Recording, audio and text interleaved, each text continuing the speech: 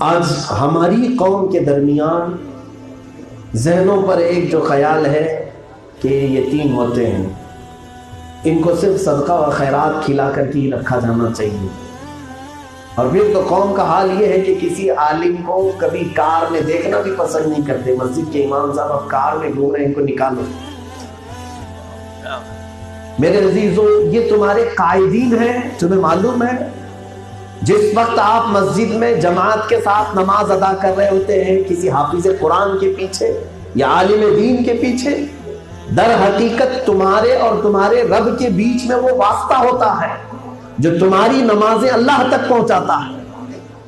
اور اس کے متعلق آج بدگمانیاں ایسی پھیلی ہیں. اس کی وجہ بھی میں جانتا ہوں. RSS ہندوستان کی وہ خرافاتی تنظیم جس کو لے کر کے آج میں سمجھتا ہوں کرونا وائرس سے زیادہ اس کے متعلق علاج ڈھونڈنا چاہیے. جو ہندوستان کی تاریخ میں 95 سال سے وائرس لگا ہوا ہے. میرے عزیزوں، جانتے ہیں ان کا ایک ڈیلیگیشن اسپین گیا تھا. ان کا ایک وفد، ان کا ایک قافلہ RSS کا اسپین گیا تھا. اسپین کیوں گئے تھے لوگ جانتے ہیں؟ اسپین میں تقریباً 700 سال تک ہماری حکومت رہی ہے. 700 سال تک مسلمانوں کی حکومت رہی. طارق بن زیاد نے جو فتح کیا تھا، 700 سال تک ایک سنہرا باب. اسپین کو اندلس کہا جاتا ہے پہلے کے دور میں. آج وہ یورپین کنٹری کے اندر آ گئے، چن کر کے نکالا. تو یہ یہاں سے اپنا ایک ڈیلیگیشن لے کر کے گئے تھے پوچھنے کے لیے، معلومات کرنے کے لیے کہ کیسے تم لوگوں نے ختم کیا. ہم کو بھی ہندوستان میں وہ کرنا ہے. ہم کو بھی یہاں سے ان کا صفایا کرنا ہے. یہ مسجدوں کی اذانیں ہیں جو ان کے سینوں میں گڑ رہی ہیں، یہ تمام چیزیں ہم کیسے ختم کریں. جانتے ہیں ان کو وہاں کے پرانے لوگوں نے جو مشورہ دیا، وہ مشورہ کیا تھا؟ ایک رسالے میں، ایک میگزین میں یہ بات چھپی بھی تھی. ان کے ڈیلیگیشن کو اسپین والوں نے یہ مشورہ دیا کہ ہم نے اسپین میں اخیر زمانے میں مسلمانوں کے ساتھ اگر سب سے بڑا کوئی کام کیا تھا تو عوام کو ان کے علماء سے دور کر دیا تھا. عوام کو ان کے علماء سے ہم نے دور کر دیا. چند دنوں کے بعد مسلمان ہی اپنے علماء کو کوستے تھے. کبھی کسی عالم کے پیچھے پڑ جاتے، اس کا مذاق اڑاتے، اسے مسجد سے نکالتے. اور پھر یہ علماء کا مذاق شروع ہو گیا. پھر ایک وقت ایسا آیا کہ جب ہم ان کے اسلام پر حملہ کرنے لگے، علماء چیختے تھے، بولتے تھے ان کی قوم ان کے علماء پر ہی بھروسہ نہیں کرتی تھی.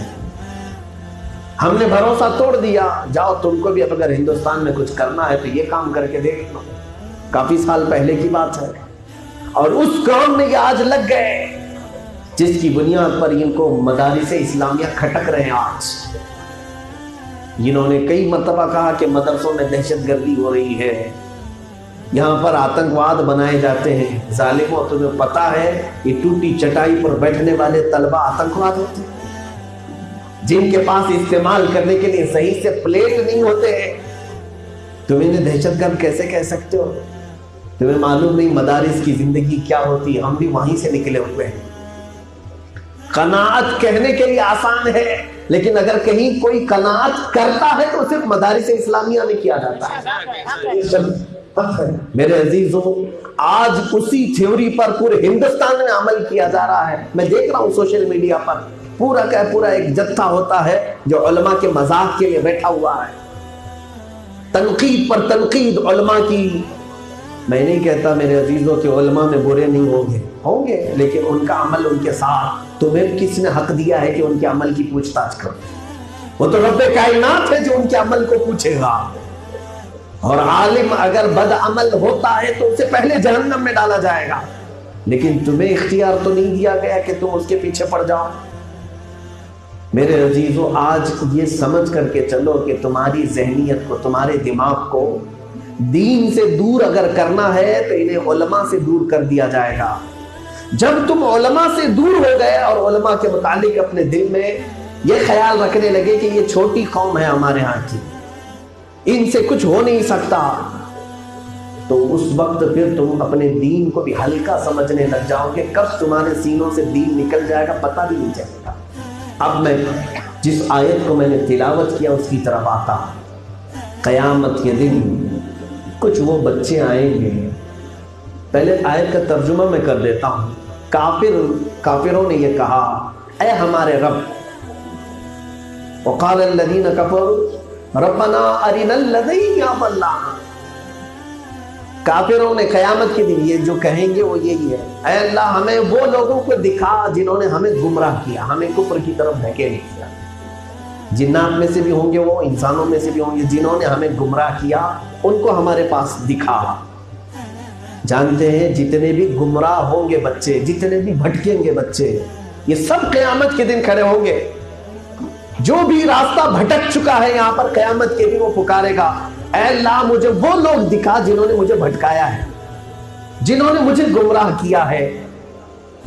تو رب تبارک و تعالیٰ فرمائے گا کون، کسے دکھایا جائے؟ تو وہ بچے کیا کہیں گے؟ میرے ماں باپ کو دکھا، جنہوں نے میرے گمراہ کرنے میں سب سے بڑا کردار ادا کیا تھا، سب سے بڑا رول میرے ماں باپ کا تھا. ان کو لایا جائے، کہاں ہیں؟ بچے پکاریں گے، ان سے پوچھا جائے گا کیا کرو گے تم ان کا؟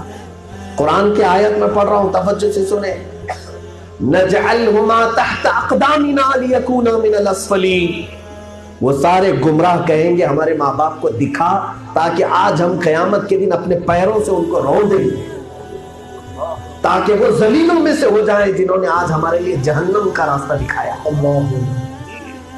میرے عزیزو، کیا وہ بچے پالو گے آپ جو تمہارے ہی خلاف مقدمہ کرنے والے ہیں کل قیامت کے دن، تمہیں ہی کٹہرے میں کھڑا کرنے والے ہیں؟ رب تبارک و تعالی ان کے ماں باپ کو بلائے گا جن کو بھٹکنے کے لیے، جن کے گمراہ ہونے میں ان کے ماں باپ کا ہاتھ تھا. ان سے پوچھا جائے گا کیا تو نے اپنے بچوں کی تربیت نہیں کی تھی؟ کیا تو نے اپنے بیٹے کو نہیں بتایا تھا کہ اللہ واحد ہے، اللہ جبار ہے، اللہ قہار ہے؟ نہیں بتایا تھا؟ اگر نہیں بتایا تھا تو وہ کہے گا ہائے ہائے مجھے خود نہیں معلوم تھا. تو کہا جائے گا آج تیرا بیٹا گمراہ ہے، یہ دوزخ میں جا رہا ہے، تو بھی اس کے ساتھ دوزخ میں جا. کتنے تو ماں باپ اپنے بچوں کے ساتھ دوزخ میں جائیں. یہ قیامت کا ایک منظر ہے. دوسرا منظر ایک اور بھی میں بتا دوں، حدیث پاک میں ہے. رسول کریم صلی اللہ علیہ وسلم فرماتے ہیں کچھ بچے ایسے ہوں گے قیامت کے دن ان کو بلایا جائے گا، اے فلاں بن فلاں ادھر آ جاؤ، فلاں بن فلاں ادھر آ جاؤ. وہ سب جمع ہوں گے، فرشتے انہیں پکاریں گے. رب تعالیٰ فرمائے گا کہ ان کے سروں پر ایک نورانی تاج سجاؤ، سبحان اللہ، نورانی تاج سجاؤ. اہل محشر پوچھیں گے کیوں مولا، ان کو کیوں تاج دیا جا رہا ہے؟ کہا جائے گا کہ رب تعالیٰ فرمائے گا اس لیے کہ ان بچوں نے اپنے سینوں میں میرا قرآن سنایا. تو وہ بچے کیا کہیں گے؟ ارے قیامت کے دن جو بچے اپنے ماں باپ کے خلاف مقدمہ کر رہے تھے، کچھ بچے وہ ہوں گے اور کہیں گے اے ہمارے مولا ہمیں ہمارے وہ ماں باپ دکھا جنہوں نے ہمیں یہ راستہ چلایا تھا. یہاں یہ بچے اپنے ماں باپ کو بلائیں، ان کے ماں باپ کو بلایا جائے گا اور یہ بچے کہیں گے ہمیں جو تاج پہنایا جا رہا ہے اس کے زیادہ حقدار ہمارے ماں باپ. سبحان اللہ، سبحان اللہ. رب تعالیٰ کا حکم ہوگا کہ ان کے ماں باپ کو پہناؤ تاج. حافظ قرآن کو بعد کی بات ہے، ماں باپ کو پہناؤ. حدیث پاک میں ہے ان کا تاج دیکھ کر اہل محشر پوچھیں گے کیا یہ صدیقین ہیں، کیا یہ شہداء ہیں، کیا یہ اولیاء ہیں؟ فرشتے کہیں گے نہیں، یہ صدیقین میں بھی نہیں، شہداء میں بھی نہیں، اولیاء میں بھی نہیں، فقط ایک حافظ قرآن کے ماں باپ ہیں. سبحان اللہ. دونوں اولاد تمہارے پاس ہے. کون سی اولاد تم اپنے گھروں میں پالنا چاہتے؟ وہ جو قیامت کے دن پکار کر کے کہے اے اللہ ہمارے ماں باپ کو دکھا، ہم پیروں کے نیچے آج رون دیں گے ان کو، آج ہم پیروں سے انہیں گھس دیں گے تاکہ وہ ذلیل ہو جائیں. انہوں نے مجھے گمراہ کیا ہے، انہوں نے مجھے بھٹکایا ہے، انہوں نے مجھے بگڑنے کے چانسز دیے ہیں. یا پھر وہ بچے جو قیامت کے دن تمہارے متعلق سفارش کریں اے مولا تاج ہمیں نہیں بلکہ ہمارے والدین کو پہنایا جائے.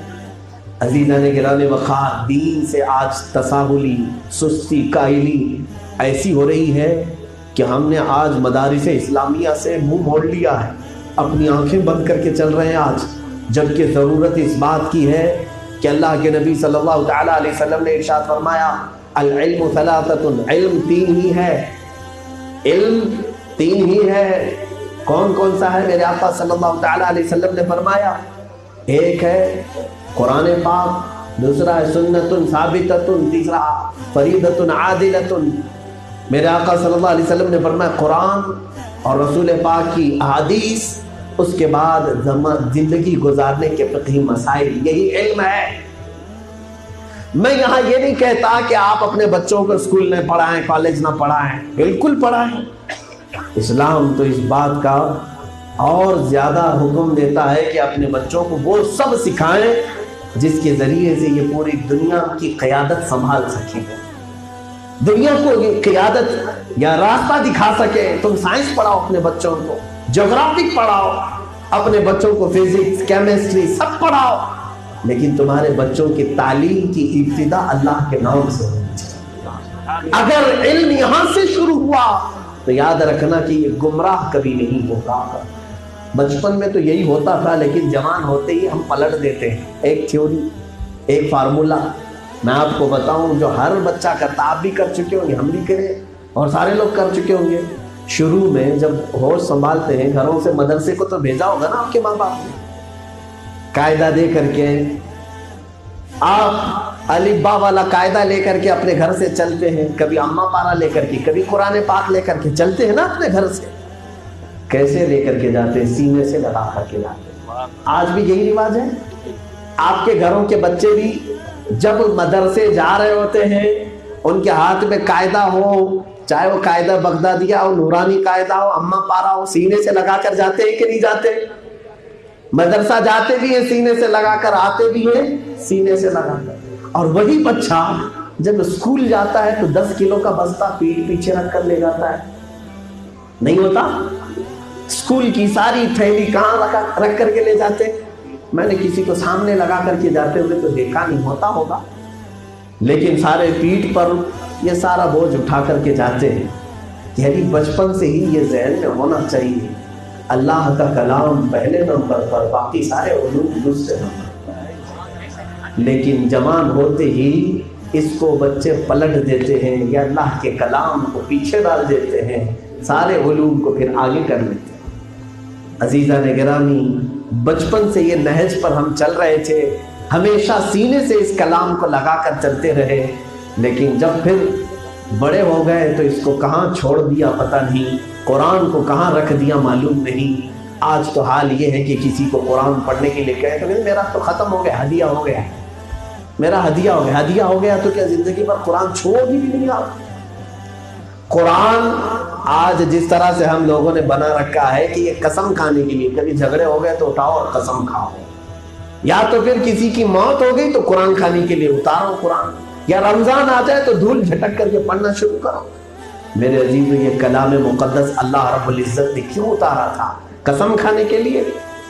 کیا تمہارے لیے قرآن گھر میں قرآن خانی کے لیے تھا، خالی میتوں پر پڑھنے کے لیے ہے؟ نہیں، قرآن میں اللہ فرماتا ہے ہدی للمؤمنین، اللہ تبارک و تعالیٰ نے مومنوں کی ہدایت کے لیے اتارا ہے۔ اور پھر رب تعالیٰ نے فرمایا وَنُنَزِّلُ مِنَ الْقُرْآنِ مَا هُوَ شِفَاءٌ، ہر وہ شفا جو بیماریوں کے لیے ہو سکتی ہے اللہ نے وہ قرآن میں اتارا۔ یہ تمام چیزیں قرآن میں رکھی گئی، دوسرے تو سب ریسرچ کر کر کے حاصل کر رہے ہیں، اور تم بڑے طاق پر رکھ دیو جہاں ہاتھ بھی نہ پہنچے۔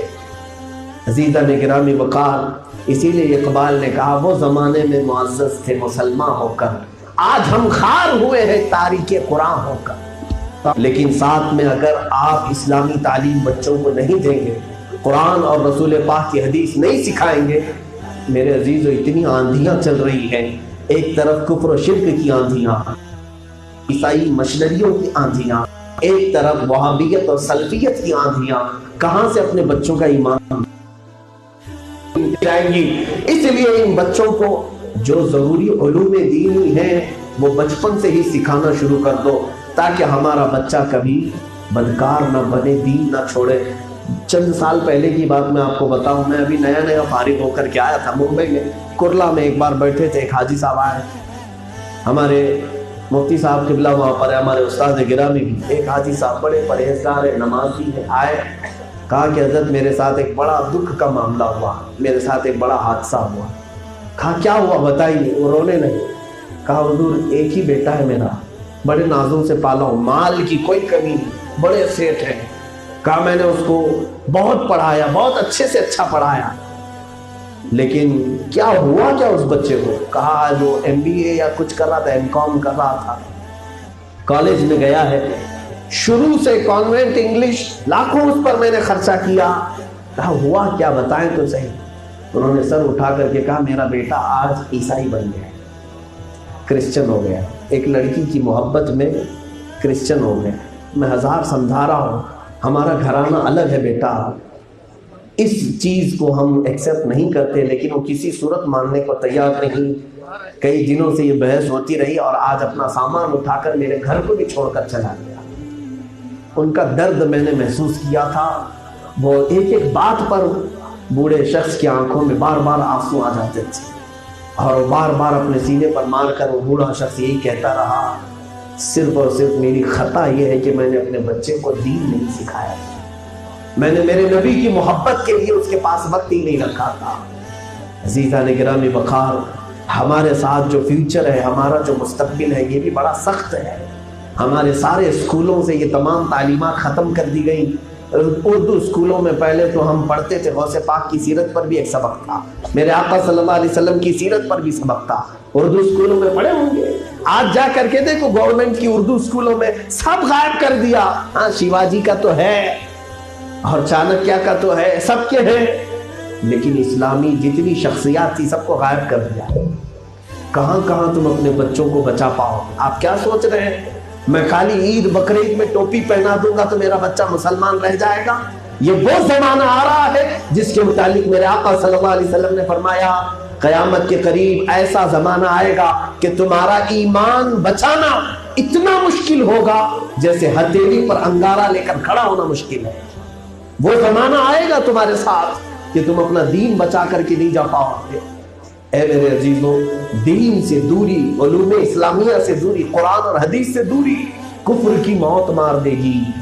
اور آپ کیا سمجھتے ہیں اس میں نقصان کس بات کا ہے؟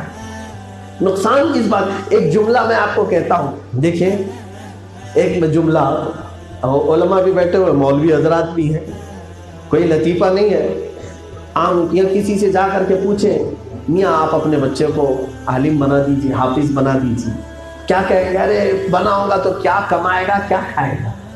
یہی بولتے کیا کمائے گا کیا کھائے گا؟ اسی کو دیکھو چند دنوں کے بعد بولتا ہے ارے مولانا لوگ بہت کھاتے ہیں، مولوی لوگ بہت کھاتے، تم تو کہہ رہے تھے کیا کمائے گا کیا کھائے گا، تو یہ مولوی کہاں سے زیادہ کھاتے ہیں؟ تمہیں معلوم بھی نہیں ہے اللہ انہیں کتنی برکتوں سے نوازتا ہے۔ میرے علم کے مطابق آج تک میں نے ہزاروں علماء کو دیکھا، کسی ایک سے بھی میں نے شکایت نہیں سنی کہ انہوں نے رات کو بھوکا گزارا۔ آج تک یہ علماء موجود ہیں، کسی کے ساتھ قناعت تو ہو سکتی ہے مگر مولا حافظ قرآن کو اس طرح لوگوں کے سامنے محتاج اور ذلیل نہیں رکھے گا۔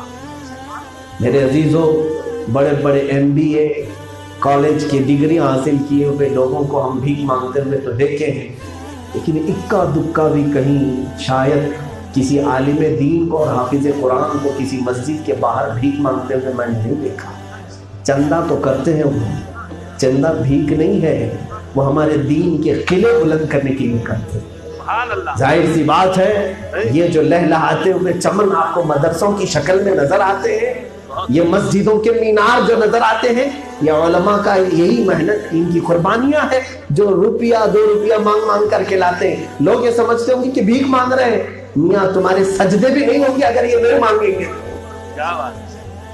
میں اس ٹاپک پر نہیں کہہ رہا ہوں لیکن اتنا ضرور کہوں گا، آؤ میں تمہیں بتاؤں کچھ وہ بچے ہیں جنہوں نے دین کے لیے اپنی ماں اور ان کے باپ، ان کے ماؤں نے کیسی قربانیاں دی۔ سب سے پہلی بات اگر میں آپ کو بتاؤں، سلطان الاولیاء سیدنا عبد القادر جیلانی رضی اللہ تعالیٰ پورے کے پورے جمع ہو جاتے ہیں، اور اتنا کہ آپ کو کبھی فرصت ہی نہیں مل پاتی غوث پاک کی تھوڑی سیرت تو پڑھ لیں، ہر سال خالی بکرے کھا رہے، غوث پاک رضی اللہ تعالیٰ عنہ کی تاریخ تو پڑھ لیں۔ آج میں یہ میسج دے جاتا ہوں کہ اسی کو 11ویں کھانے کا حق ہونا چاہیے جو غوث پاک کی سیرت پڑھ کر کے آئے، جو غوث پاک کو جانتا ہی نہیں ان کے نام سے کھاتا کیوں ہے؟ آؤ آپ سیرت پڑھو تو پتہ چلے گا آپ کو۔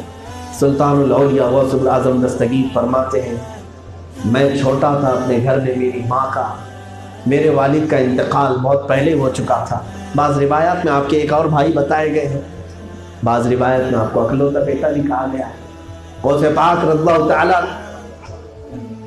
آپ کی ماں ام الخیر سیدہ فاطمہ ام الخیر رضی اللہ تعالیٰ عنہ آپ کو بچپن میں ہی جیلان سے بغداد بھیج دیتی ہیں۔ کس کام کے لیے بھیجا؟ کمانے کے لیے، کہ جا بغداد سے خوب کما کر کے لا؟ نہیں، کہا بیٹا جا دین سیکھ کر کے آ۔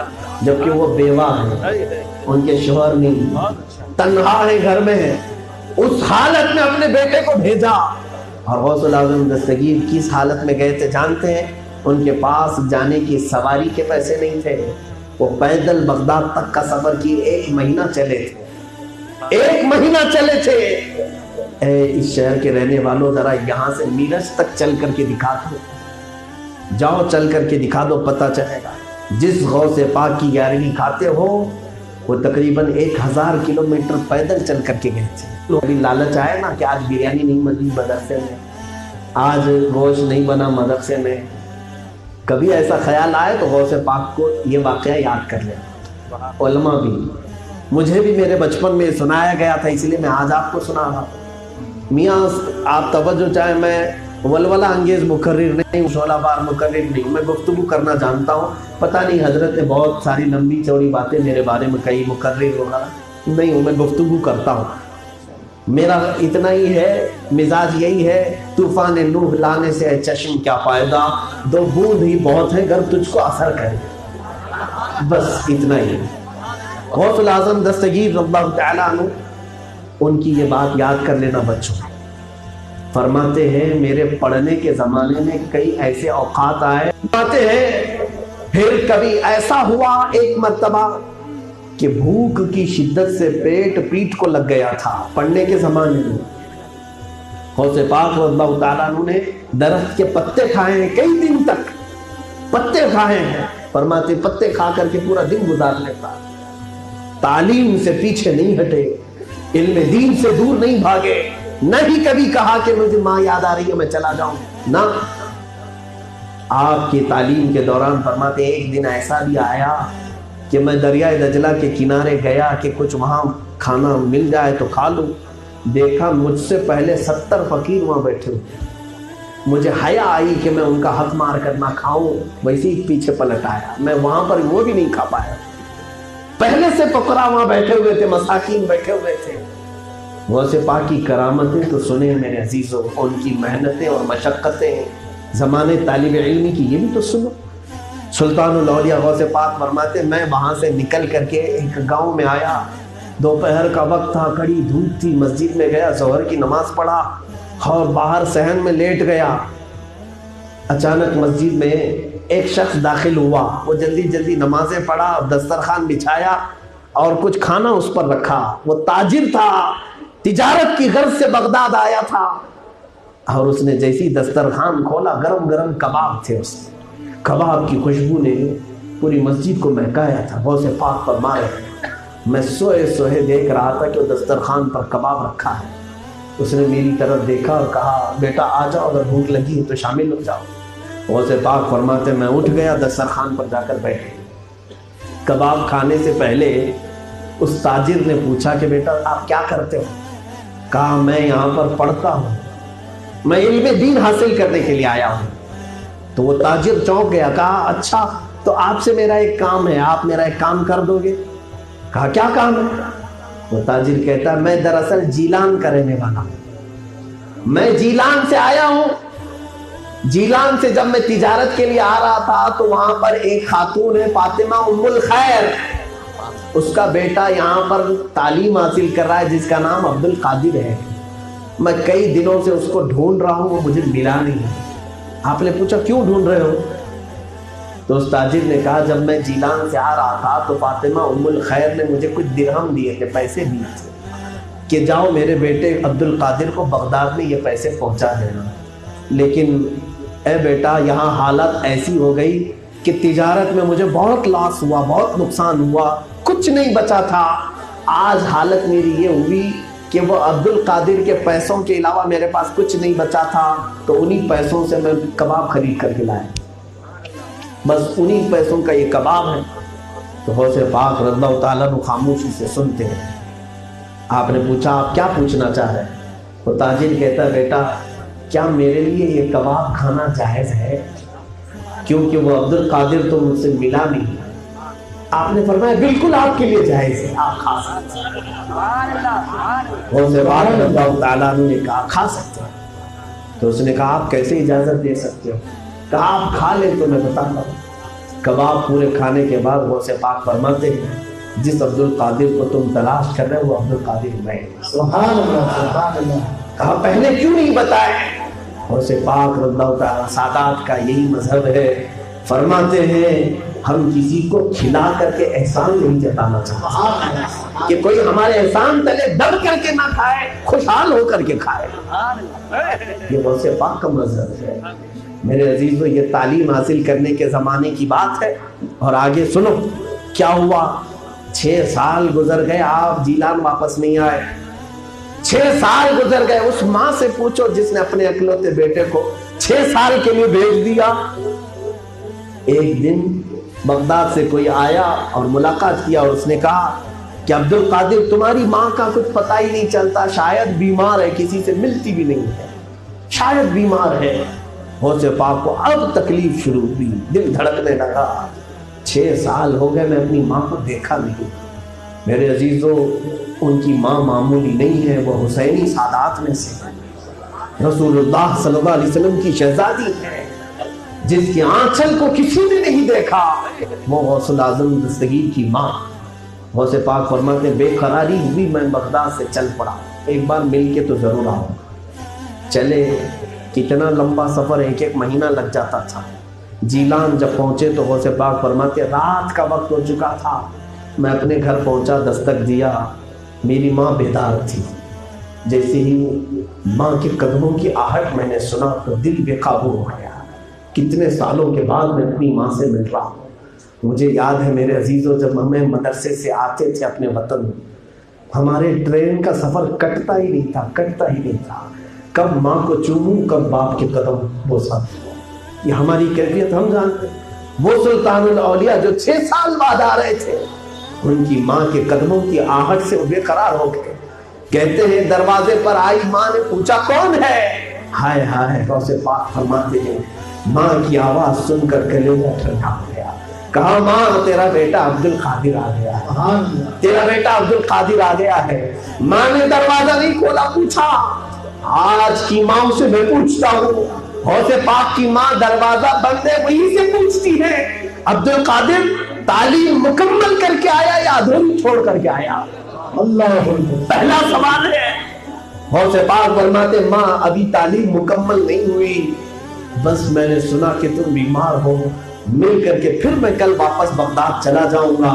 سلطان الاولیاء کی ماں ام الخیر فرماتی ہے دروازہ نہیں کھولا، کہا بیٹا عبد القادر پلٹ جا، ابھی چلا جا، تیری اور میری ملاقات انشاءاللہ قیامت کے دن ہوگی۔ غوث پاک فرماتے میں واپس پلٹ آیا، دروازہ بھی نہیں کھلا۔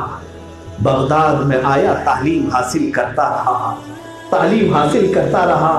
2 سال گزرے تھے کہ ایک تاجر آیا بغداد، جیلان سے آیا، وہ ملاقات کی، عبد القادر تمہیں معلوم ہے 1 مہینہ ہو چکا تمہاری ماں کا انتقال ہو گیا۔ ہم سبوں نے جنازہ اٹھایا اور دفن بھی کیا۔ غوث الاعظم دستگیر جنہوں نے تعلیم کے لیے اپنی تمام محبتوں کو قربان کیا، اور آج تم چاہتے ہو کہ تمہارے بیٹے تمہارے لخت جگر تمہارے لاڑوں اور پیاروں میں ناچیں، اور پھر تم سوچتے ہو میرا بیٹا صلاح الدین ایوبی بن جائے گا، میرا بیٹا سلطان بن جائے گا۔ میرے عزیزوں کچھ پانے کے لیے کچھ محبتوں کی قربانیاں دینی پڑتی۔ اتنا ہی نہیں، جتنے اولیاء کی سیرت نکالو، آپ کو معلوم ہے بایزید بستامی یہ بھی اکلوتے بیٹے تھے۔ حضرت بایزید کی ماں جو ہے اپنے بچے کو لے آئی، استاد کے پاس کہا کہ حضور ایک مجبوری ہے میرے بیٹے کی، میں اسے حافظ قرآن بنانا چاہتی ہوں۔ کہا کیا مجبوری؟ کہا رات کو یہ میرے بغیر سوتا نہیں ہے، رات کو میرے بغیر سوتا نہیں ہے۔ استاد نے کہا میرے پاس دے جاؤ، میرے پاس دے جاؤ، اگر روئے گا تو میں سنبھال لوں گا۔ بھائی یزید بستامی کو ان کی ماں استاد کے پاس چھوڑ آئی۔ جانتے ہیں وہ جب واپس پلٹ رہی تھی اتنی ہچکیاں لے لے کر یہ گھر لوٹی تھی، اپنے ایک بیٹے کو چھوڑ آئی تھی، لیکن بار بار یہ کہتی تھی اے اللہ میں تیرے حوالے کر کے جا رہی ہوں، اے اللہ میں تیرے حوالے کر کے جا رہی ہوں۔ سورہ بقرہ میں اللہ تعالیٰ نے بقرہ سورہ پڑھی ہوگی نا آپ نے، سورہ بقرہ، بنی اسرائیل کا ایک صالح بندہ ایسا تھا جو انتقال کرنے سے پہلے اپنا ایک چھوٹا سا بچہ تھا، اس نے اپنی ایک گائے کی بچیا جنگل میں چھوڑ دیا تھا اور کہا تھا اے مولا میرا بچہ جب جوان ہو جائے تو میرے بچے کو لوٹا دینا۔ اس کا بچہ جب جوان ہوا تو اس کی ماں نے کہا بیٹا تیرے باپ نے گائے کی چھوٹی بچیا جنگل میں چھوڑی تھی، جا تو پکار اللہ کو کہ وہ بچیا مجھے واپس پلٹا دے۔ کیسا یقین تھا، وہ بچہ آیا اور آ کر کے جنگل میں پکارنے لگا ہے مولا میرے باپ نے جو تجھے امانت دی تھی وہ مجھے لوٹا دے۔ اللہ اکبر۔ تفسیر میں ہے اتنی خوبصورت حسین و جمیل گائے اس کے سامنے آئی جس طرح کی گائے آج تک دنیا میں نہیں آئی، جس کے نام سے قرآن میں پوری سورہ بقرہ ہے، پوری سورہ بقرہ۔ میں کہنا یہ چاہتا ہوں وہ مولا اس کے پاس اگر کوئی جانور کا ایک بچہ بھی چھوڑے تو اسے حسین و جمیل کر کے لوٹاتا ہے۔ اگر تم اپنا ایک بیٹا اللہ کی بارگاہ میں چھوڑ جاؤ گے تو کیا وہ تمہیں حسین و جمیل کر کے نہیں لوٹا سکتا؟ یہی تو میں نے سب سے پہلے اپنے جملوں میں کہا تھا، جس کو پتھر سمجھ کر کے لوگوں نے پھینکا تھا مولا نے انہیں ہیرا بنا کر کے منبر پر بٹھایا۔ جسے تم ردی سمجھتے ہو رب تبارک و تعالیٰ انہیں قوم کا حکمران بناتا ہے۔ اے عزیزو، میں عرض کر رہا تھا بایزید کی ماں استاد کے پاس چھوڑ کر چلی گئی، بچپن تھا ان کا، قرآن یاد کر رہے تھے، ایک دن رونے لگ گئے، کہا استاد جی چھوڑ دے اماں کے پاس جا کے آتا ہوں، ایک بار جا کے آتا ہوں۔ کہا نا نہیں جا سکتے، سختی تھی، بہت رونے لگے تو استاد نے کہا اچھا ٹھیک ہے بھیج دیتا ہوں۔ صبح سے شام کے درمیان قرآن پاک کا تو پاؤ پارا پورا سنا دے۔ ارے میاں یہاں 4 لائن یاد نہیں کر پاتے شروع کے بچے، آدھا صفحہ، دھیرے دھیرے دھیرے رفتار بڑھتی ہے۔ نئے بچے کو استاد نے کہا پاؤ پارا پورا یاد کر کے 5 صفحے تو میں چھٹی دوں گا۔ ہر لگن جب کسی کو سوار ہو جائے تو پاؤ پارا کیا وہ پورا بھی یاد کر سکتا ہے۔ جیسے امام احمد رضا خان فاضل بڑے ایک رمضان میں پورے حافظ قرآن بن گئے، لگن کسی کو ہو جائے۔ بایزید بستانی صبح بیٹھے دوپہر تک پاؤ پارا پورا یاد ہو گیا، استاد کو آ کر کے کہا یاد ہو گیا۔ اب استاد کی مجبوری تھی، شرط لگایا تھا اتنا سناؤ گے تو چھٹی دوں گا۔ وہ کہتے ہیں اب کیا بہانہ کروں اس کو ٹالنے کے؟ کہا اتنا ہی ہے، چھٹی تجھے رات سے پہلے واپس آنا ہے مدرسے۔ کہا ٹھیک ہے آ جاؤں گا، ماں سے مل کے آؤں گا۔ ان کی ماں بھی بڑی کمال کی تھی، بایزید بستانی۔ یہ کہتے ہیں گلیوں میں اچھل کود کرتے ہوئے اپنے گھر پہنچے، مغرب کا ٹائم تھا، آپ نے بھی پکارا، کہا اماں دروازہ کھولو۔ ماں سمجھ گئی کہ آج کسی طرح یہ استاد سے بہانہ لے کر کے گھر آ ہی گیا ہے۔ کہا کون ہے؟ کہا بایزید۔ ماں نے کیا جواب دیا جانتے ہیں؟ کہا کون سا بایزید؟ کون سا بایزید؟ بایزید نے کہا ماں تمہارا بیٹا ایک ہی تو ہے بایزید۔ ماں نے اندر سے کہا نہ، میرے پاس ایک بایزید تھا، میں نے اللہ کے ہاتھ میں بیچ دیا، میرے پاس کوئی بایزید نہیں، میرے پاس کوئی بایزید نہیں، میں تو بیچ دیا اس کو اللہ کے ہاتھ۔ بایزید بستانی کہتے ہیں میں ماں کا تصور سمجھ گیا کہ ماں کیا چاہتی ہے۔ واپس پلٹ آئے، فرماتے ہیں جب تک تعلیم مکمل نہیں ہوئی اپنے گھر نہیں گیا۔ یہ ہے اسلاف کی قربانیاں میرے عزیز۔ آپ کیا سمجھتے ہیں کہ گھروں میں حلوہ پوری کی طرح سے قرآن آ جائے گا تمہارے بچوں کے سینوں میں؟ دین کا یہ علم ویسے ہی اتر جائے گا من و سلوہ کی طرح؟ قربانیاں دینی پڑتی ہیں۔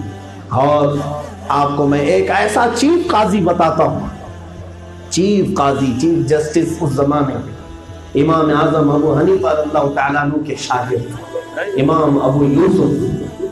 میاں امام اعظم ابو حنیفہ کی پوری فقہ کو مدون کرنے والے، جمع کرنے والے ان کے 2 شاگرد ہیں۔ وہ 2 شاگردوں کے بغیر حنفی مذہب مکمل نہیں ہو سکتا۔ ایک امام محمد بن حسن شیبانی، دوسرے امام ابو یوسف۔ یہ 2 شاگرد ہیں امام اعظم ابو حنیفہ کے۔ ویسے تو بہت ہیں، یہ 2 کا بڑا مقام ہے. یہ امام ابو یوسف کیا ہیں جانتے ہیں؟ اللہ اللہ. کبھی کبھار میں دیکھتا ہوں کچھ ماں اور باپ کی خواہش بہت زیادہ ہے بچوں کو پڑھانے، اور بچے چکما دے کے بھاگ رہے ہیں، اور کچھ بچوں کی خواہش بہت زیادہ ہے اور ماں اور باپ دور بھاگ رہے ہیں. یہ دونوں بھی چیزیں دیکھی گئی. ابو یوسف یہ چھوٹی عمر کے تھے، دھوبی کا کام کرتے تھے ان کے گھر میں. ان کی ماں بھی کپڑے دھوتی تھی اور پھر لے جا کر کے ایک دھوبی کے پاس دیتی تھی، اس کی اجرت ملتی تھی.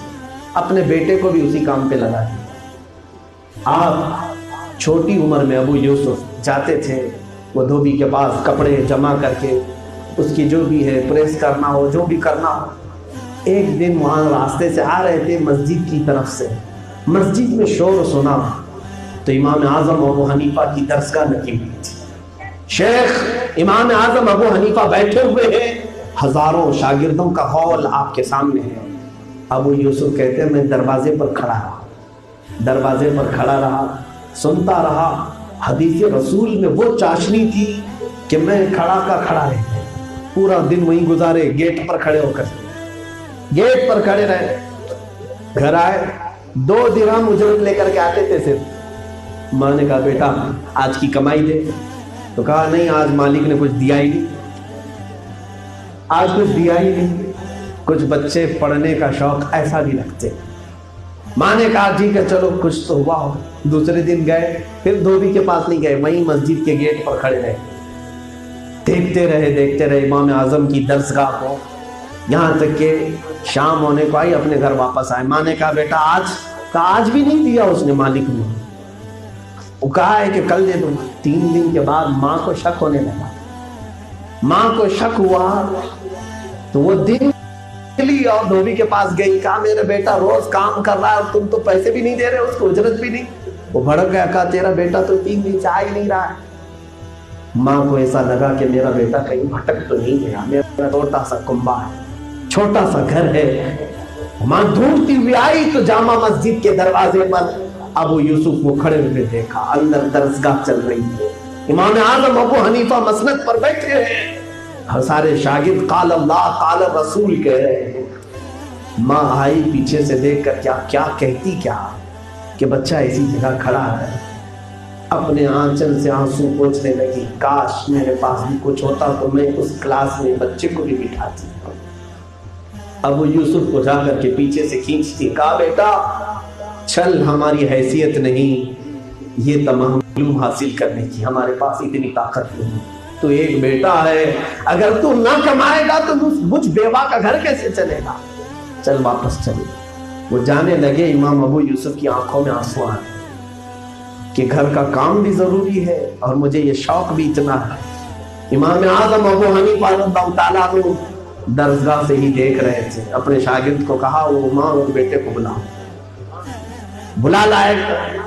ماں کو پوچھا کہ کیا مسئلہ ہے، اس کو تو میں دیکھ رہا ہوں. کہا میاں جی بڑا شوق رکھتا ہے بچہ، لیکن میری طاقت نہیں، استطاعت نہیں. آج جو اہل خیر حضرات ہیں ان کے لیے میں یہ واقعہ سنا رہا ہوں.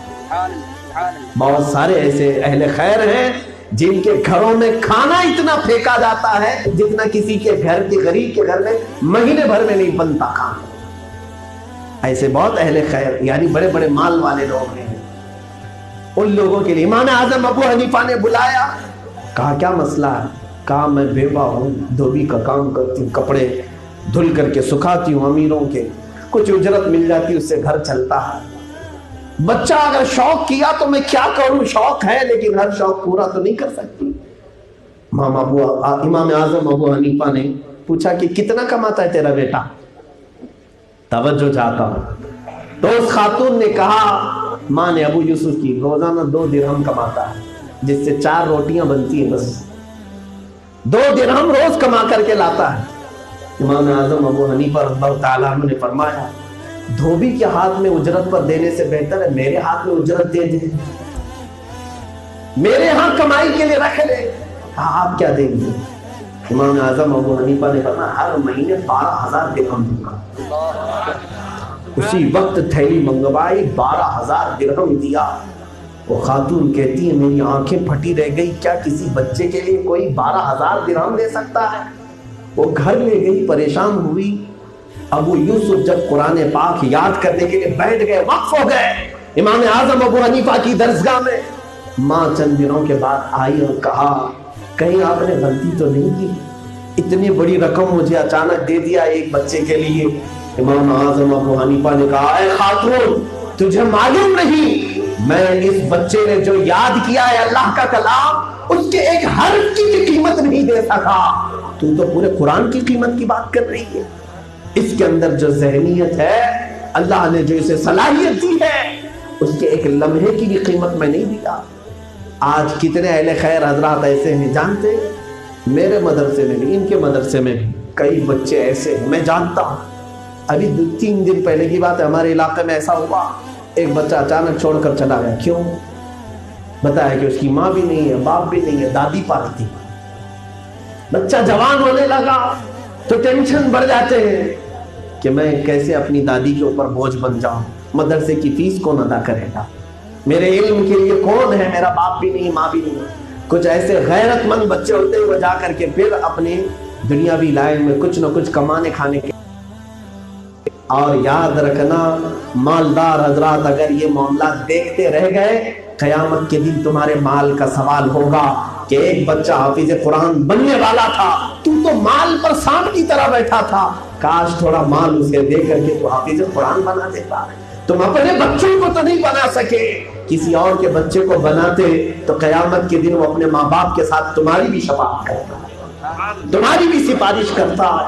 अज़ीज़ान गिरामी मक़ाम, जितना तुम कुरान से दूर होते जाओगे, कौम उतना ही तुम्हें जलील करती चली जाएगी। आज हमारी पोजीशन क्या है जानते हैं आप? मैं आपसे पूछता हूँ, यहाँ इतनी कमेटियां होंगी, बहुत सारी जगहों पर जाता है, कौन सी कमेटी आपकी? खिचड़ा कमेटी है, नियाज कमेटी है, उर्स कमेटी है, वो कमेटी, ये कमेटी, ये सारी कमेटियां हैं। नौजवानों, कोई कुरान कमेटी भी है तुम्हारे पास? अखलाक रसूल कमेटी भी है कोई तुम्हारे पास? कि हम कुरान को इतना आम करें कि कोई घर कुरान से खाली ना रहे। मैं ये तारीफ के लिए नहीं कहता, मुंबई आओ, आकर के मेरे इलाके में देखो। मैं अपनी बड़ाई के लिए नहीं कह रहा हूं, मैं ये चाहता हूं कि हर जगह ये काम हो। अल्हम्दुलिल्लाह 4 साल के बच्चे से लेकर 12 साल की उम्र तक के बच्चों की तालीम का इंतजाम वो अलग है। मकतब में 450 बच्चे पढ़ते। 16 साल की उम्र से लेकर के 25 साल 30 साल की उम्र तक के नौजवान, तकरीबन 80 के करीब नौजवान वो अलग पढ़ते हैं, उनके लिए अलग क्लास है। और अल्हम्दुलिल्लाह अभी पिछले साल हमने 40 साल से लेकर 70 साल की उम्र के बूढ़ों के लिए भी कुरान की तालीम का इंतजाम किया है। और सिर्फ इसलिए कि बूढ़े लोग ये समझते हैं अब हमारी उम्र निकल गई, पढ़ने में शर्म आती है। याद रखना, कब्र की गोद में जाने तक तुम इल्म हासिल कर सकते हो, कोई लिमिट नहीं है। आज अगर तुम्हारे पास मौका है तो एक टीम बनाओ, एक तंजीम बनाओ, 10 बूढ़े लोग मिलकर के बैठो और किसी आलिम को कहो हमारी जवानी वैसी बीत गई, अल्लाह के हुजूर जाना है, कुछ कल कुरान तो हमें सही तो करा दो, कुछ कुरान तो पढ़ा दो। याद रखो, कुरान की कुछ सूरतें ऐसी हैं, मेरे आका सल्लल्लाहु अलैहि वसल्लम फरमाते हैं क़यामत के दिन सूरह मुल्क, सूरह यासीन, कुछ ऐसी सूरतें हैं रब ताला के हुजूर झगड़ा करेंगी। मुखासमत की लफ्ज़ है हदीस पाक में कि जिसको ये सूरतें याद थी, सूरह मुल्क, जो उसकी तिलावत करता था, क़यामत के दिन रब ताला से कहेंगे मौला इसकी तू शफाअत कर दे, इसको तू माफ कर दे, इसको तू माफ कर दे। क्या मैं तेरे कलाम का हिस्सा नहीं हूं?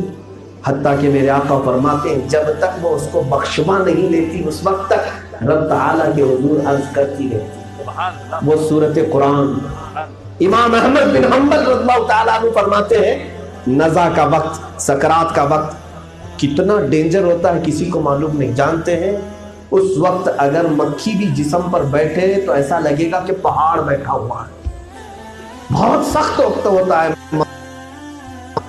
उसके मुतालिक पूछा गया तो बुजुर्गों ने फरमाया यूं समझ लो रेशम का कपड़ा किसी कांटे की झाड़ी में डाल दो और उस कपड़े को खींचो तो कैसा निकलेगा वो कपड़ा। रूह निकलने के वक्त इतना शिद्दत का दर्द होता है, नाखूनों से लेकर उंगलियों से लेकर सर के ऊपर तक लेकिन खींचते रहते हैं। इतनी शिद्दत का दर्द कि तुम किसी को देख भी नहीं सकते, पहचान भी नहीं पाते। नज़ा का वक्त जो रूह निकलने का है, सबके साथ आएगा ये। उस वक्त शैतान सामने खड़ा रहता है और तुमसे कुफ्र करवाना चाहता है। एक बार कह दो अल्लाह नहीं है, माज़अल्लाह, एक बार कह दो मैं तेरे सारे दर्द खत्म कर दूंगा। उस वक्त कई ऐसे लोग होंगे जो कहेंगे हाँ कुछ भी हो जाने दे, तू ही सब कुछ है, तू शिफा दे दे, मेरे दर्द को तो ख़त्म कर। जैसे ही वो कहेगा उसकी ज़ुबान से कुफ्र निकला, शैतान तालियां मारता हुआ चला जाता है। इधर इसकी रूह कुफ्र पर कब्ज़ कर ली जाती है, उसको काफिरों के साथ दोज़ख में डाल दिया जाता है। आखिरी वक्त बड़ा सख्त होता है, बड़ा सख्त। अब मैं ये बात क्यों कह रहा हूँ जानते? इमाम अहमद बिन हम्बल रज़ियल्लाहु ताला अन्हु फरमाते नज़ा का वक्त आ गया था। नज़ा के वक्त आने के बाद कोई पलटता नहीं फिर, लेकिन उनके साथ हुआ होगा, पलट गए फिर से। सकरात का वक्त है। इमाम अहमद बिन हम्बल फरमाते हैं आपकी रूह निकलने का वक्त करीब आया। आपके शागिर्द वगैरह सब खड़े थे, थोड़ी देर के बाद फिर आप सही हो गए, बात करने लग गए, रोने लगे, शुक्र बजा लाने लगे। पूछा लोगों ने क्या हुआ आपके साथ? कहते हैं रूह निकलने के करीब करीब इब्लीस लईन मेरे पास आया। दर्द शिद्दत का था, वो अपने हाथ में पानी भी लिया है, ठंडे शरबत मुझे दिखा रहा है, मेरे हलक में कांटे चुभ रहे हैं प्यास की शिद्दत से कि एक घूंट मुझे मिल जाए। लेकिन वो इब्लीस लईन मेरा ईमान लेने के लिए खड़ा है। वो मुझे कहता है कि तू मुझे शाफी कह दे, तू मुझे पालने वाला कह दे। मुआज़ल्लाह रब्बिल आलमीन इमाम अहमद बिन हम्बल कहते हैं इब्लीस लईन कंटिन्यू मुझे बार बार ये दिलासे दे रहा था। इसी असना में मैंने देखा एक खूबसूरत नौजवान आया, बहुत हसीन और जमील नौजवान। उसने घोंसे मार मार के शैतान को भगा दिया, हट जा तू यहां से, दूर चला जा। इमाम अहमद बिन हम्बल कहते मेरी तो ताकत नहीं थी मैं इब्लीस को हटाऊं, लेकिन एक हसीन और जमील नौजवान इतना मार मार के उसको हटाया तो मैं तो उस पर कुर्बान जाऊं। मैंने पूछा है जवान, तूने मेरे साथ इतनी हमदर्दी की, तू है कौन? मैंने जिंदगी भर तुझे कभी नहीं देखा। वो नौजवान जो हसीन और जमील शक्ल में आया था वो कहता है मैं कलामे पाक का सूरह यासीन हूँ जो तुम रोजाना तिलावत करते थे, जो तुम रोज तिलावत करते थे, मैं सूरह यासीन। अज़ीज़ा निगरानी वक़ार, जो लोग रात गाने सुन सुन करके सोते हैं उनका आखिरी वक्त क्या होने वाला है पता नहीं। कलाम पढ़ करके या सुन करके सोते हैं, इतना तो यकीन है कि खातिमा बिल खैर होगा। सुभान अल्लाह। ऐ मेरे अजीजों, कुरान से दूरी हमें कहां तक ले जाएगी आपको मालूम है?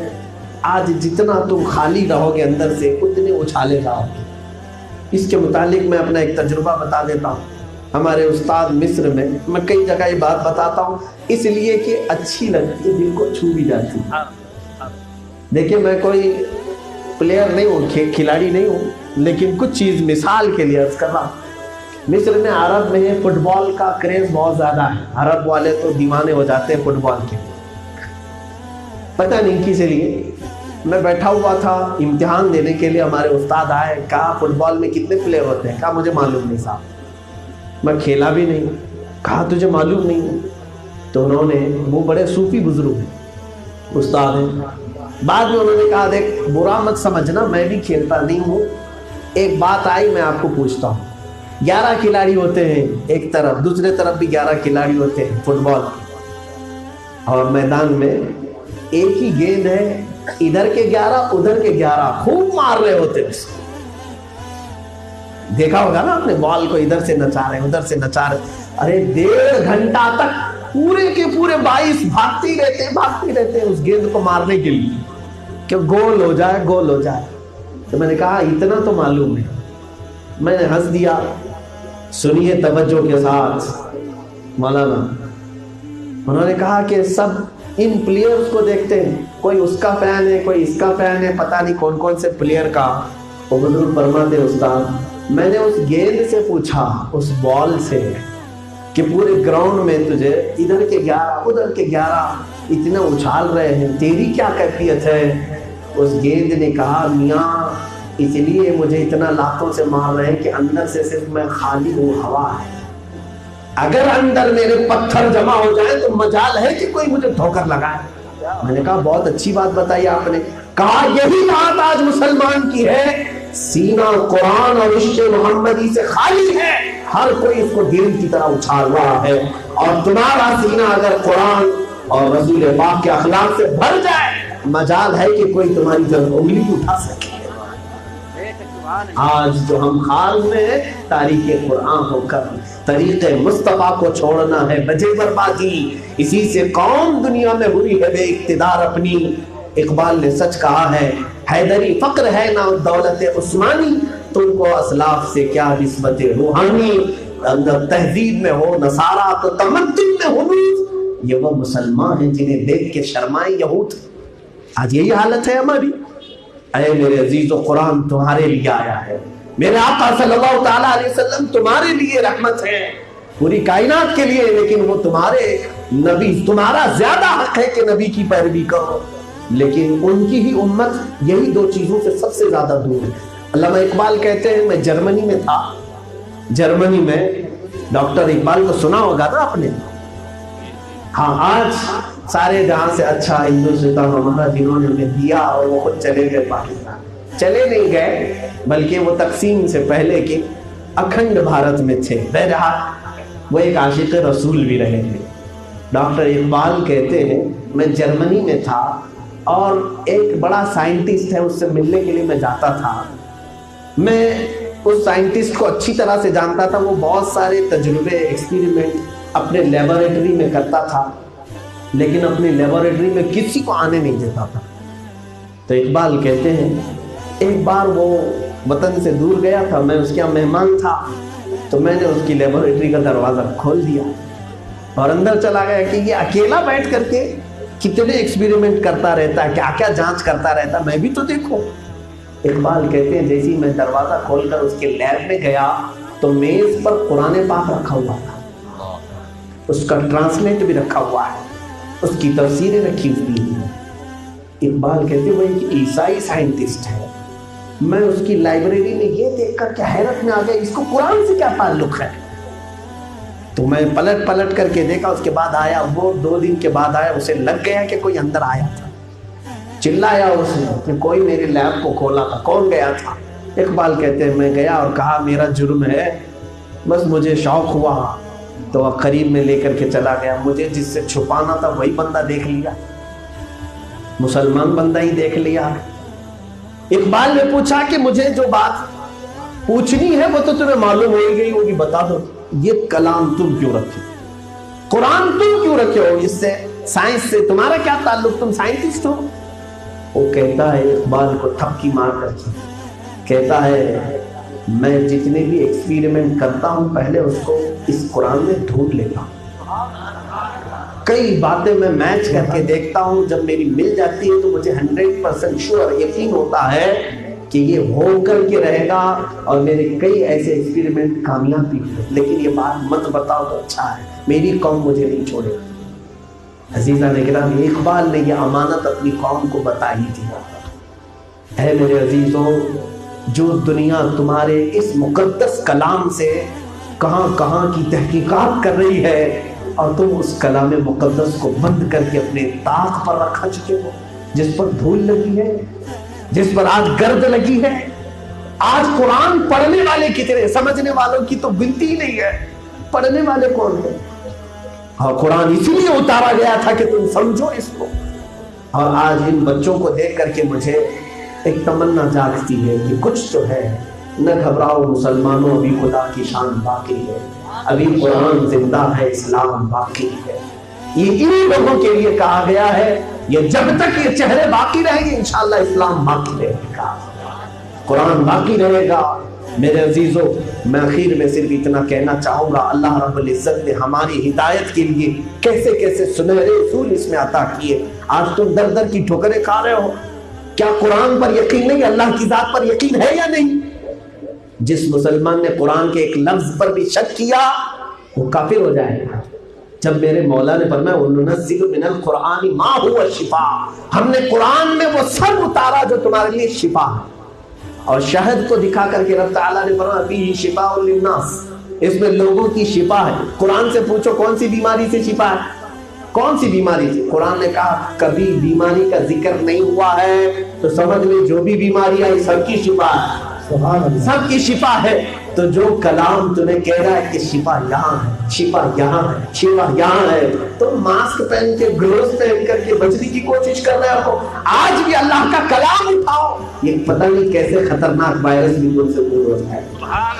یقین رکھو یہ ظالم ہے، یہ سعودی جن کا ذکر کر رہے تھے مولانا، وہ کوئی اسلامی حکمران تھوڑی ہے.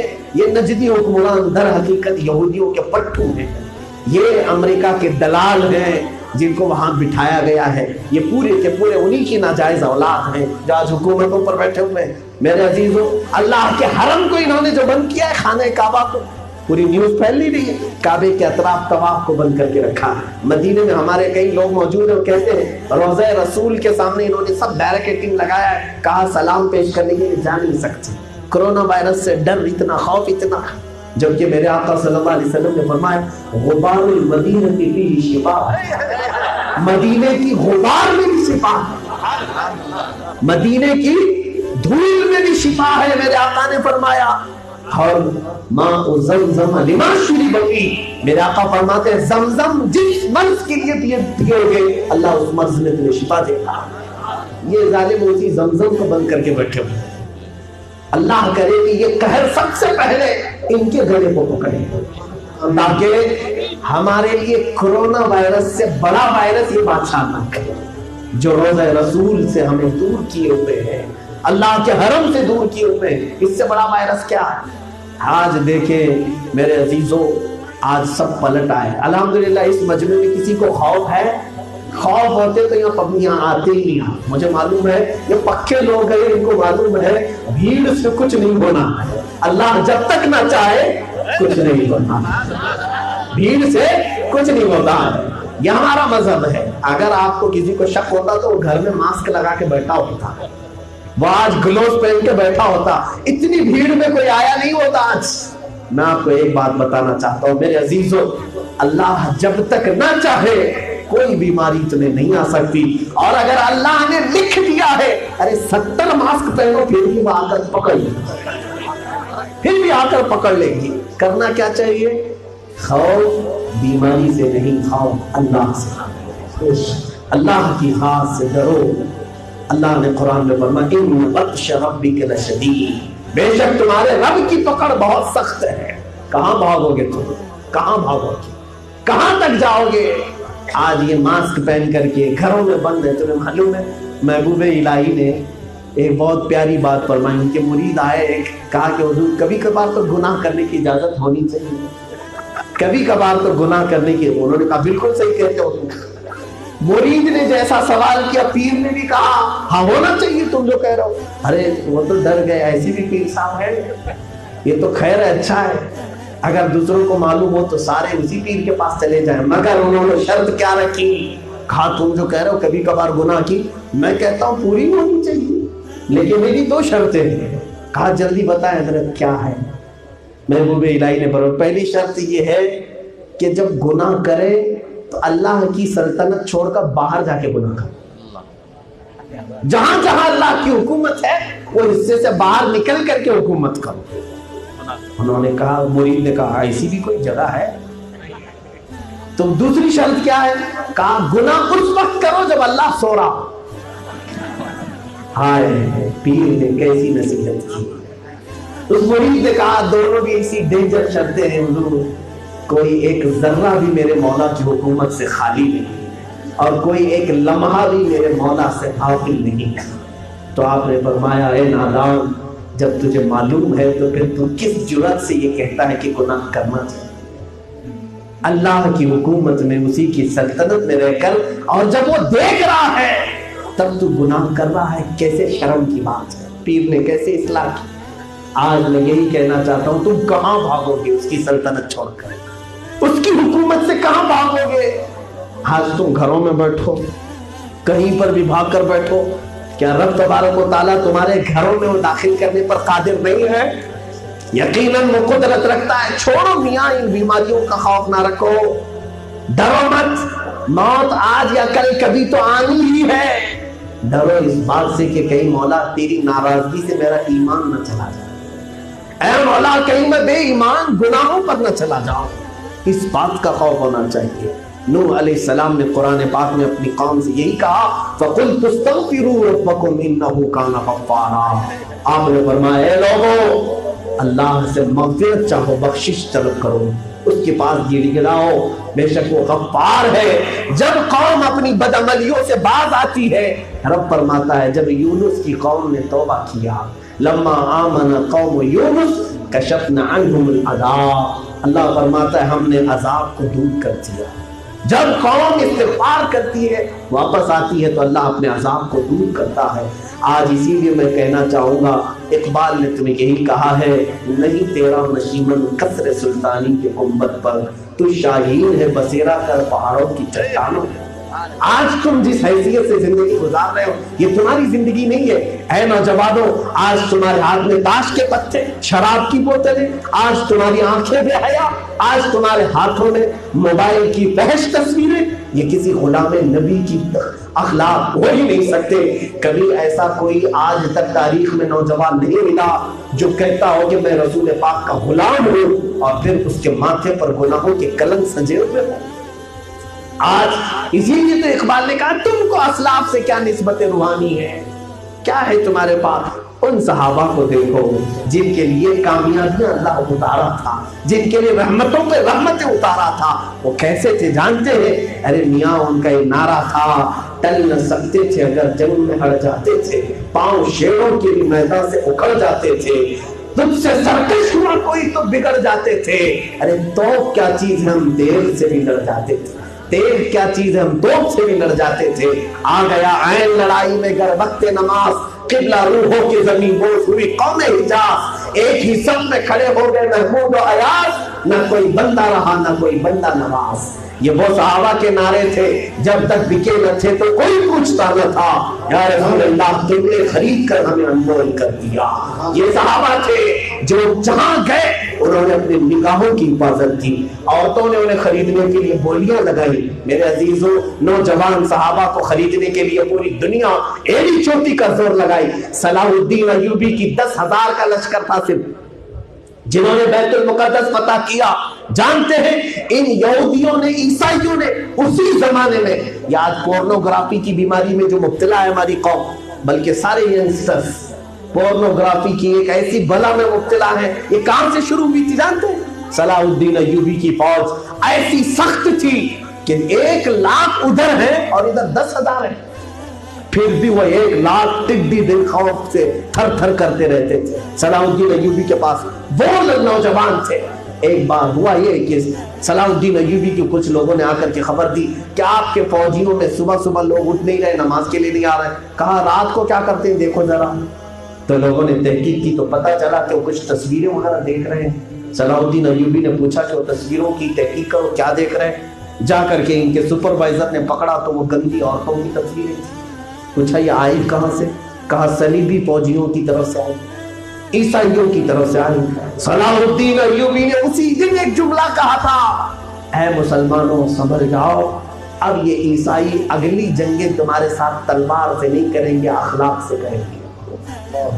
اگلی جنگیں تمہارے اخلاق سے کریں گے. آج یہی جنگوں میں ہم شکست خوردہ ہیں.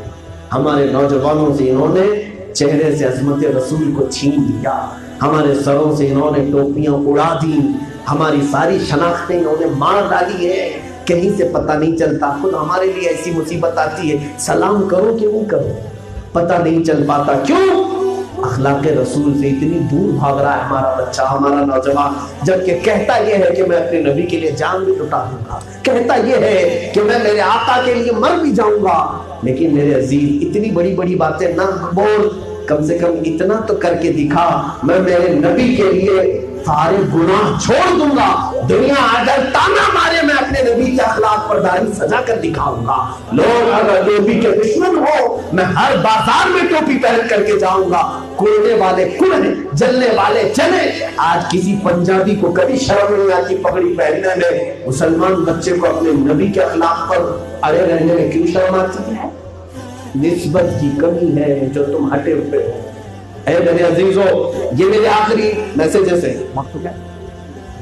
رسول کریم صلی اللہ تعالیٰ علیہ وسلم سے جو دور ہٹو گے, دور پلٹو گے, قرآن کو چھوڑو گے, دنیا تمہیں اچھالے گی اسی طرح سے, اور گیند کی طرح تمہیں ادھر سے ادھر کیا جانے لگے گا. آج چند باتیں میں اپنے نوجوانوں سے کہوں گا, بیدار ہو جاؤ. ایسی بھی کمیٹی بناؤ کہ آج ہم بیداری لائیں اپنے بچوں کے دلوں میں, کہ ہم پھر سے وہ معاشرہ پیدا کریں کہ اگر کوئی ہماری آنکھوں کو خریدنے کی کوشش کرے تو ہم اپنی جان تو دے دیں گے لیکن اپنی آنکھوں کو بے حیا ہونے نہیں دیں گے. ہم بے حیا ہونے نہیں دیں گے. نکالو ان موبائل سے گندی تصویروں کو جس کو دیکھ کر تم رات رات بھر گناہوں میں ڈوبے ہوئے ہو. میرے آقا نے سچ فرمایا تھا, قیامت کے قریب لوگ انگلیوں کے پور سے گناہ کریں گے. حضور نے فرمایا انگلیوں کے پور سے گناہ کریں گے. آج ٹچ اسکرین سے جو کیا جاتا ہے یہ دیکھ کر کے میرے آقا کی شان اور دل میں بڑھ جاتی ہے. سچ فرمایا آقا. صحابہ نے پوچھا بھی تھا اس زمانے میں, یا رسول اللہ کیا کریں کہ ان گناہوں سے بچیں, کیا کریں؟ میرے آقا نے فرمایا کہ تسبیح اپنے ہاتھ میں لے, ان انگلیوں کو تسبیح کے دانے کی عادت ڈالو, پھر جب یہ کہیں ٹچ کریں گی تو انشاءاللہ اللہ تمہارے ساتھ ہوگا, گناہوں سے محفوظ رہو گے. تم کیا سوچتے ہو ماں سے چھپ کر کے دیکھ رہے, باپ سے چھپ کر کے دیکھ رہے, کوئی نہیں دیکھے گا. بے حیائی کو لوگ آج پردوں میں بیٹھ کر کے جو بے حیا ہو رہے ہیں, کتنے نوجوانوں نے اپنی زندگی تباہ کر ڈالی. میرے پاس لمبی فہرست ہے. یہ اور بات ہے کہ میں ناموں کے ساتھ ہر ایک کو ذلیل نہیں کرنا چاہتا. کئی بچے آ کر کے روتے ہیں ہم برباد ہو گئے, تباہ ہو گئے. کیوں؟ پورنوگرافی میں گندی فلمیں دیکھنا, گندی تصویریں دیکھنا. میں صرف اور صرف یہی کہتا ہوں, بیٹا تجھے اس عادت سے کوئی ڈاکٹر نہیں چھٹا سکتا, کوئی حکیم چھٹکارا نہیں دلا سکتا. صرف اور صرف ایک ہی چیز, جس وقت تو ہاتھ میں موبائل لے صرف اتنا سوچ لے میرے نبی سامنے بیٹھے ہیں, میرا مولا دیکھ رہا ہے, میرا مولا مجھے دیکھ رہا, اوپر نہیں بلکہ میرا مولا مجھے دیکھ رہا. جس وقت تمہارے دل میں یہ خیال آئے, تم کیمرے لگے ہوئے ہو تو ڈرتے ہو, جب رب کا تصور آ جائے تو مجھے امید ہے بچ جاؤ گے.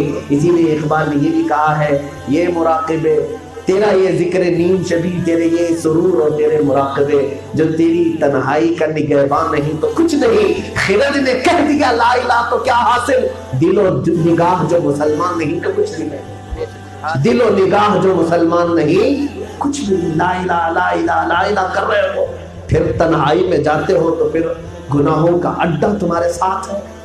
آج سب سے بڑی آزمائش ہمارے ساتھ یہ موبائل فون ہے. موبائل فون, اس میں انٹرنیٹ, یہ ہزاروں بچوں اور بچیوں کی زندگیوں کا قاتل ہے. یہ کتنی بچیوں اور نوجوانوں کا آج ان کے اخلاق کو قتل کر ڈالا ہے اس نے. کتنے لوگوں کو آج رات کی نیند ختم ہو گئی. ذرا سروے کر کے دیکھ لینا, پوری رات کی نیند ان کی حرام ہو گئی. بچے 5-5 بجے تک نہیں سوتے. ایسی عورتیں ہمارے پاس آتی, تعویذ کر کے دے دو اسے نیند آ جائے. ہم تو سنتے تھے پہلے بوڑھوں کو نیند نہیں آتی, لیکن آج یہ ان نوجوانوں کو کیوں کہا رات بھر موبائل میں بیٹھتا ہے, کبھی گیم کھیل رہا ہے, کبھی پتہ نہیں کیا کیا دیکھ رہا ہے صبح تک. اے میرے عزیز, ایک اور حدیث سنا دیتا ہوں, اس سے ہو سکتا ہے کہ تمہارے اندر تبدیلی آ جائے. آج کون سا دن ہے؟ آج سنیچر ہے. میرے آقا صلی اللہ علیہ وسلم نے فرمایا ہر جمعرات کو میں فرشتے تمہارے سب کے اعمال میرے پاس لا کر مجھے بتاتے ہیں, اور میں تمہیں تمہارے باپ کے نام سے پہچانتا ہوں. فرشتے یہ بتاتے ہیں اے اللہ کے نبی, آپ کا فلاں امتی ہفتے بھر یہ چیزیں کر رہا تھا. میرے آقا فرماتے ہیں اگر برے اعمال میرے پاس پہنچتے ہیں تو مجھے غم ہوتا ہے, اور اچھے اعمال پہنچتے ہیں تو میں شکر بجا لاتا ہوں. اے مسلمانوں, ذرا یہ تو سوچو کہ کتنی جمعراتیں گزر گئی کہ ہم نے اپنے نبی کے پاس کیا کیا بھیجا ہے, کیا کیا اعمال. جب کوئی آ کر کے ہم سے یہ کہتا ہے کہ تیری ماں کو بولوں کہ تو کیا کر رہا تھا, तेरे बाप को बोलूं तू क्या कर रहा था? तुम डर के कहते हो ना अब्बा को मत बोलो, अम्मा को मत बोलो, बुरा लगेगा। तुम अपने माँ बाप को अपनी बुराइयां नहीं दिखा सकते तो अपने नबी को कैसे दिखाओगे? और ये फरिश्ते जरूर जा करके बताते हैं। मेरे अजीजों, इसीलिए बदलो अपनी जिंदगी को, तब्दील करो अपनी जिंदगी को। मैं सिर्फ यही एक मैसेज लेकर के जाता हूँ जहां पर भी जाता हूँ।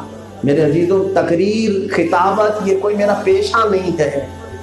दिल में जो दर्द है वो मैं आपके सामने रखता हूँ। आज भी कौम अगर सर्कस बाजी में ही पूरे जलसे खत्म करे तो मैं समझता हूं कि फिर तुम्हारे पास नसीहत करने वाला कोई नहीं आएगा। जलसों में, जुलूस में अगर तुम तमाशाई बन करके जैसे सर्कस में जाते हो, उसी तरह से अगर ये एक्टिविटीज जारी रही तो समझ लेना कि तुम खत्म कर दिए जाओगे और तुम्हें इस्लाह और हिदायत नहीं मिल पाएगी। और कुरान कहता है इन्नल्लाह ला युगय्यिरु मा बिकौमिन हत्ता युगय्यिरु मा बिअनफुसिहिम, बेशक अल्लाह ताला उस वक्त तक किसी कौम को नहीं बदलता जब तक उस कौम को खुद अपनी हालत बदलने की फिक्र नहीं होती। आपको फिक्र जब तक नहीं होगी मदद नहीं आएगी तुम्हें। एक दिन सोच तो लो, आज बैठ करके अगर किसी ने यहाँ तौबा कर लिया, आज के दिन से मैं कभी भी कोई फहश गाना अपने कान में नहीं डालूंगा। मैं समझता हूँ ये जलसा वसूल हो, कामयाब हो गया। कोई एक नौजवान यहां से ये तय करके उठा कि आज 4 लोगों को दिखाना, इसलिए मैं चेहरा छील छील के साफ करता हूं। कल जब मौत के बाद मुझे उठाकर कब्र में दफन करेंगे, तख्तियां बंद करके जाएंगे वो अंधेरी कब्र में, सिवाय रसूल के कौन आएगा? मेरे आका के साथ, मेरे आका के अलावा कौन आएगा? और वो मुनकर नकीर इतनी खतरनाक शक्ल में, हदीस पाक में नीली नीली आंखों वाले, काले काले चेहरे वाले, दांतों से वो जमीन को फाड़ते हुए आते हैं और मुर्दे को खींच के उठाते हैं। उस वक्त मेरे नबी वहां कब्र में तशरीफ लाए, लेकिन ये बुजुर्गों ने फरमाया अगर तुम उनकी सुन्नतों से दुनिया में भागते थे तो मेरे आका कब्र में कहेंगे खबरदार मेरी तरफ देखना मत, खबरदार मेरी तरफ देखना मत, इसलिए कि दुनिया में तुझे मेरा चेहरा अच्छा नहीं लगता था, आज तू क्यों मेरे चेहरे की तरफ देख रहा है? मेरे अजीजों, उस दिन किसको पुकारोगे मदद के लिए? किसको पुकारोगे? इसीलिए मेरे इमाम अहले सुन्नत ने ये पुकार पुकार करके कहा आज ले उनकी पनाह, आज मदद मांग उनसे, आज ले उनकी पनाह, आज मदद मांग उनसे। फिर ना मानेंगे कयामत में, अगर मान गया कयामत में सब तो मानेंगे, कुफ्फार और मुशरिकीन भी मानेंगे। आज क्या बदलना चाहते हो आप? क्या अपने नबी को देखना चाहते हो? अरे अपनी महबूबा को मिलने के लिए लोग कितना सज करके जाते हैं, तुम अपने नबी को मिलने के लिए क्यों नहीं सजते? एक मोमिन का जो जनाजा जाता है, हम क्यों जनाजे पर फूल डालते जानते हैं आप? बुजुर्गों ने हमें सिखाया है सफेद लिबास पहनाओ, वो देखो सफेद लिबास पहनाओ और फूलों से भर दो इसको। क्यों? अरे मरी हुई लाशों को दुनिया जला रही है, अरे कुछ कौमें काट कर चीलों को खिला रही है, तुम अपने मुर्दे को सफेद लिबास और फूलों से भर रहे हो। हमारे बुजुर्गों ने फरमाया इसलिए कि वो आज अपने नबी को देखने जा रहा, आज कब्र में जाएगा अपने नबी को देख रहा होगा। हम तो मरने के बाद इतना सजाते हैं, लेकिन जिस वक्त कफन खोला जाएगा और चेहरा अगर वैसे ही होगा, मेरे नबी पर क्या गुजरेगा? कपड़े तो बहुत अच्छे पहन करके आया, लेकिन चेहरे पर न मेरी सुन्नत है न मेरे अखलाक है। मेरे अजीजों, किसी दूल्हे को खाली सूट पहनाने से दूल्हा नहीं होता, उसको नहलाना भी पड़ता है, गलाजत निकालना भी पड़ता है। आज अगर तुम अपने नबी को अपनाओगे नहीं तो कौन अपनाएगा? दूसरे।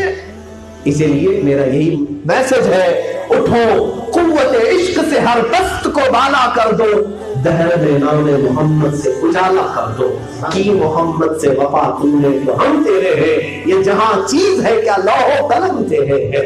ये मैसेज है, मैं नौजवानों से कहूंगा तकरीर के बाद खत्म करके चले मत जाना, बल्कि आज मैं फिक्र दे जा रहा हूँ, उलमा से करीब हो जाओ, इनके साथ बैठ करके कोई ऐसी तंजीम बनाओ। और खुद मैं हिंदुस्तान के शहर शहर जा रहा हूँ, खास तौर पर मैं अपना ये ऐलान भी करके खत्म कर देता हूँ, बहुत सारी तंजीमें तहरीकें हैं, मेरा अपना एक मकसद ये भी है, ऐ नौजवानों आज अपना सेल्फ डिफेंस भी सीखो। अल्लाह ने फरमाया या अय्युहल्लज़ीना आमनू खुदू हिज़्रकुम, ऐ ईमान वालों अपनी हिफाजत की तदबीर करो। ये नौजवानों को उठाओ, बेदार करो, इनकी तंजीम बनाओ, सेल्फ डिफेंस के लिए, इनको फिटनेस है, हेल्थ के लिए प्रैक्टिस करवाओ, इनको कराटे सिखाओ, इनको तीरंदाजी सिखाओ, इनको घोड़सवारी सिखाओ। इसलिए नहीं कि किसी कौम पर जाकर हमें अटैक करना है, हमला करना है, मैं वो चीज नहीं कह रहा हूं, बल्कि मेरे आका ने ये हुक्म फरमाया अपने बच्चों को सिखाओ, इसलिए मैं कह रहा हूं। यहूदी इजराइल में अपने पैदा होने वाले बच्चे को क्या क्या सिखा रहे हैं जानते हैं आप? 7 साल का बच्चा होता है, उसे वो तीरंदाजी सिखा रहे हैं जो मेरे नबी ने फरमाया, उसे कुश्ती सिखा रहे हैं जो मेरे नबी ने फरमाया, उसे घोड़सवारी सिखा रहे हैं, जबकि घोड़े का जमाना भी नहीं है, लेकिन वो जानते हैं सबसे आला इंसान मोहम्मद रसूलुल्लाह ने कहा है कुछ तो हिकमत होगी, कुछ तो हिकमत होगी। इसलिए हमने इस तरह से टीम हर शहर में मैं तरतीब दे रहा हूँ, आप भी यहाँ पर एक तरतीब दे दें। 40 नौजवान खड़े हो जाए बस काफी, क्वांटिटी नहीं क्वालिटी बस काफी। 40 के दिलों में ईमान ऐसा हो कि हम अल्लाह के नबी के सच्चे गुलाम हैं। तुम ताकत में भी मजबूत हो जाओ और इस जमात को इंशाअल्लाह अज़ीज हम हैदरी ग्रुप से याद रखेंगे, हैदर कल्लाह के नाम से। ये हर जगह पर है, आप लोग भी इसमें शामिल हो। मौलाना की सरपरस्ती में, मौलाना की सरपरस्ती में आप इसको करेंगे ना इंशाअल्लाह। आज ये तौबा का दिन है, तौबा करेंगे, सब सहमे हुए अभी सोचेंगे। हो सकता है कि कल की सुबह का सूरज देखना हमें मिले ना मिले। इसीलिए मेरे अजीजों तालो मेरे आका फरमाते हैं मैं एक सजदा करता हूँ, मुझे ये यकीन नहीं होता कि मैं दूसरे सजदे तक जिंदा रहूँ या नहीं, जबकि वो नबी जानते, उसके बावजूद अर्ज फरमाते हैं हो सकता है दूसरे सजदे में जाने से पहले मेरी मौत आ जाए। और हम यहाँ 50-50 साल का प्लान बनाकर बैठे हुए, हर रात तौबा करो। आज की दिन भी हम तौबा करके उठेंगे और ये अहद करके उठेंगे जो खुराफात दुनिया ने हमारे अंदर डाला है हम उसको निकालने की कोशिश करेंगे। नौजवानों गानों से बचोगे, बेहयाई से बचोगे, कोई जवाब नहीं, इंशाअल्लाह बचेंगे। नाजिम साहब के लिए दोनों हाथ झंडों की तरह उठाए, तौबा के लिए एक जुबान के लिए। मैं हाथ नहीं उठाता, आप दिल बेदार करो, हाथ नीचे ही रखो।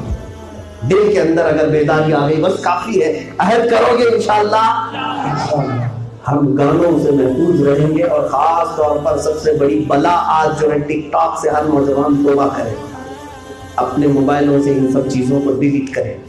तुम टिकटॉक के लिए नहीं बनाए गए हो, जमाने को आज बता दो मेरे नबी कौन थे।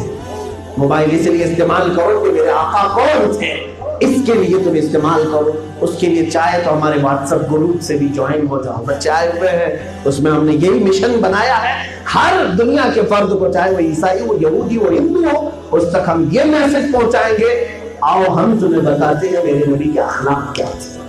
हम ये बेड़ा उठा करके चलेंगे। वाखिर दावाना अल्हम्दुलिल्लाहि रब्बिल आलमीन।